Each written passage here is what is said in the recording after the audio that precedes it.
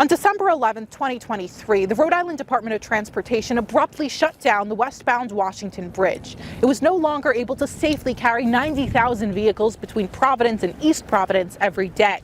The demolition is now in progress, but there's a long way to go. So let's take a look back at what's happened in the years since the shutdown and where we go from here. We're closing down 195 West. In December, the bridge shut down, leaving Providence and East Providence gridlocked for days. It's already a nightmare. Until bypass lanes were able to bring westbound traffic onto the eastbound side. The next month, we learned the issues may not be fixed in a matter of months. The Washington Bridge may need to be torn down. The Department of Justice opened an investigation. Why did it take so many hours to notify the public about the DOJ investigation after you found out about it? We have to go through a process. We were told that if the bridge does need to be replaced, that could take a year or two. February saw an oversight hearing at the State House. Just now, RIDOT Director Peter Alviti apologized and said he takes full responsibility. Transportation Secretary Pete Buttigieg came to visit in March. Does that concern you? Do you think the state needs to reevaluate how inspections are being done? Yes. Thanks very much for coming out. Appreciate it. As the decision to demolish the bridge was made. State leaders say they looked at all of the options, but ultimately determined that a new bridge is necessary. It's the true test of the third lane on the westbound side of the Washington Bridge. April saw 2 lanes of traffic in each direction turn into 3. In May, initial cost estimates began taking shape. To demolish the bridge, a little over $40 million. Designing and building a new one, just over $368 million. Followed by funding plans in the June budget. The upcoming budget, unveiled by the House Friday, allocates $83.6 million for the state share of the demolition and rebuild, as Aetna was chosen to demolish the bridge. Bids to build the new westbound span were due in noontime today, and right now there's nothing on the table. But progress hit a snag in July when no one bid to rebuild it. It seems increasingly likely that a new Washington Bridge will not be built by August of 2026, as the state had originally been aiming for. The state sued 13 companies in August, including the one demolishing the bridge. The lawsuit says those 13 companies should have warned the state about issues with this bridge much sooner. September saw a focus shift to questions about the eastbound bridge's safety. It wasn't until NBC 10 started asking questions that RIDOT revealed the $2.7 million project was already underway. Demo work made progress, then abruptly was put on pause. The state says it needs to preserve evidence for the ongoing lawsuit. We have fallen short on a couple of issues. An apologetic October after a community meeting gone wrong. Wrapped up in less than 10 minutes tonight. More than 100 attendees logged in, but not a single question was answered. Demo work resumes, as does take 2 of the rebuild bid process. We've just learned the state won't choose a company to rebuild the Washington Bridge until June of 2025. Legally absurd, one company said in November, responding to the state's lawsuit. Not surprising, these companies say they want the court to dismiss the lawsuit against them. Finally, 4 teams express interest in building a new bridge. But it'll be quite some time before we actually see construction workers out here. Back in December, now 2024, a year after the initial shutdown, there's a long way to go. So what's next? The demolition of the bridge won't be done until the end of next year. That's in part because of a later decision to add the substructure to the demolition project, removing it from the water, which adds an extra cost and time. The cost to demolish the bridge is now nearly $100 million, more than double what the company demolishing it originally estimated. Rhode Island House Speaker Joseph Shekarchi works on the state's budget. How does that impact the work you're doing here? How do you find the money as the costs keep rising? Well, first of all, these are just estimates at this point, and that's another reason where we have oversight to get a more accurate estimate of where they are. And everything that happens impacts the budget, so we have to be careful about that. But we have received significant federal funds for that, so I'm hopeful we can use that. There's also a lawsuit, which is hopefully going to recover some money. So we'll have to wait and see what happens, but I'm cognizant of that. You know, we have a significant budget deficit right now. We're going into next year. We have to be very careful of how we spend every single dollar of taxpayer money. Senator Jack Reed helped secure $220 million in federal funding for the project. Does it make it more difficult advocating for this funding when we don't know who's rebuilding the bridge or how much it's actually going to cost? Well, we were very, very diligent and deliberate, myself, Senator Whitehouse, Congressman Magazine, Congressman Amo, and we had the Secretary of Transportation Buttigieg here. We were involved with the White House. We made the case this was urgent. It had to be done. and frankly, very fast, speaking in Washington terms, we were able to get the $220 million because they understood the impact this has on the lives of people, not just the economy, but the lives. You know, school children trying to get to school, individuals trying to get to a doctor's appointment, all of them caught up in this. So we were able to secure $220 million, and we did it very rapidly. When you go to Washington and go to bat for this funding, are you satisfied with the way the state is handling the situation back home? Well, I think no one's really satisfied because the impact is so severe. And again, it's not just small businesses, they are affected. It's just getting around. I was a high schooler at LaSalle, and I had a lot of friends from East Providence, and I can imagine today someone trying to get over to school. It's not just a quick trip by car. It's a challenging message and challenging mission. In addition, then if people with health appointments on one side of the bay that have to get over to the other side, everyone I think wants this done quickly, but it has to be done correctly, and that takes time. Unfortunately, it takes time. A company to rebuild the Washington Bridge won't be selected until June of 2025. The state had to restart the process to secure a bid after no one was interested the first time around.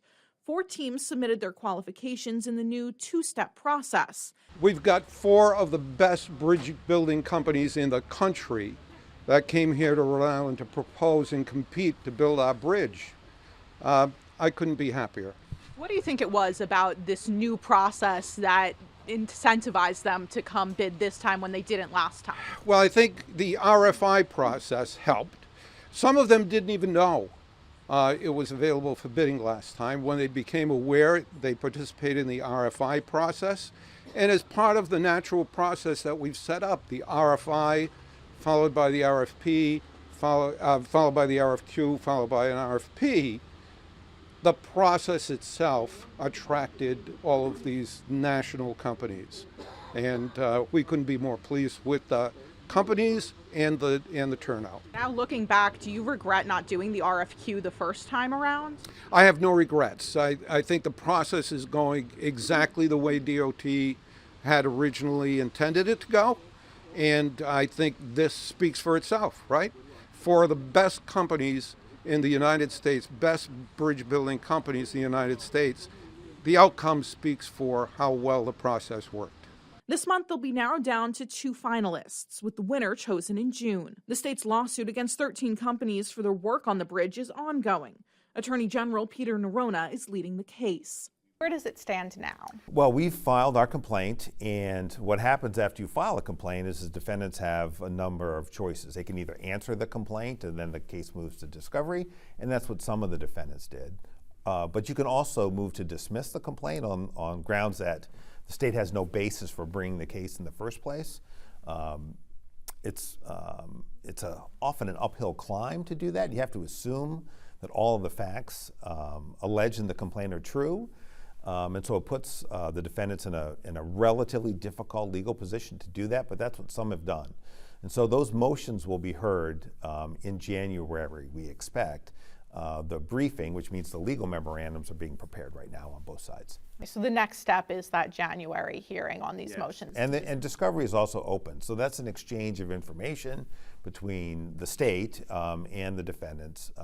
We provide the information that they request, and vice versa, and ultimately that leads to a place where more motion practice down the road and eventually a trial. I think the biggest takeaway, particularly for non-lawyers, is that this litigation is going to take time, years, not months. Do you anticipate this actually going all the way to trial, or would you prefer for it to be settled in advance? Well, I don't really have a preference in terms of how the case concludes, except that I wanted to conclude in a way that benefits the people of the state of Rhode Island and is warranted based on the facts as we allege them. We always prepare, and when I say we, I'm talking about any legal organization that I lead. So what I mean is that whether it was when I was U.S. Attorney or now as Attorney General, And when I practiced as a prosecutor and before that, you always, at least I always prepare as if a case is going to go to trial. When you bring a complaint, you have to be ready to try that case. And we are ready to try this one. You know, whether or not a case will settle along the way, I can't tell you. There are some high stakes cases, public corruption cases, for example, that are almost always trials. This is a very high stakes case for both sides. And so I anticipate it being a trial. Doesn't mean it won't settle.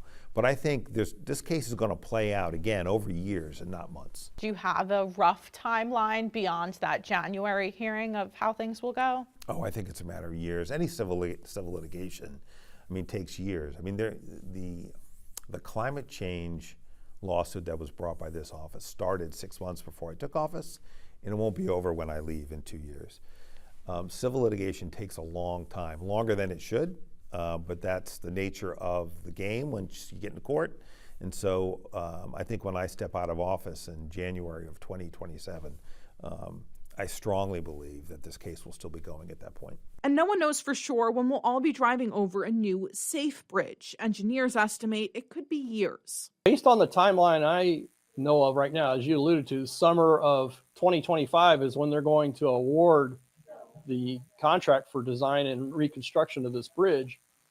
Aetna apparently has been given till the end of 2025 to finish their demolition, because now that includes removing the piers and cutting off the piling, I think 2 feet below the mud line.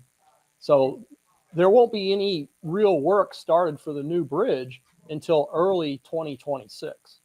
Now, there's some things that they can do in terms of geotechnical investigation and design work and so on. But as far as actually implementing any construction for the new bridge, you're talking the earliest is early of 2026. And a bridge like this would typically take at least 3 years to construct, in my opinion. So I think you're looking at the existing eastbound bridge having to carry all this additional traffic for probably another 4 years before the westbound bridge has been replaced and open to traffic. In the meantime, the state is paying extra attention to the safety of the eastbound bridge, the one all traffic in both directions is now driving over. They're finishing calibrating a new monitoring system and waiting for the latest inspection report to be shared with RIDOT by the end of 2024.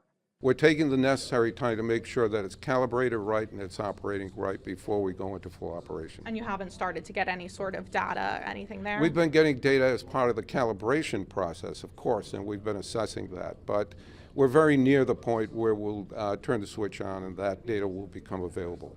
People have raised some concerns just about that eastbound bridge as everybody's driving over it. Everyone obviously wants to make sure everything's safe. There was an inspection back in 2017, less than a decade after it opened, where it was only rated in fair condition rather than good condition. Is that normal for less than a decade-old bridge to not be in good condition?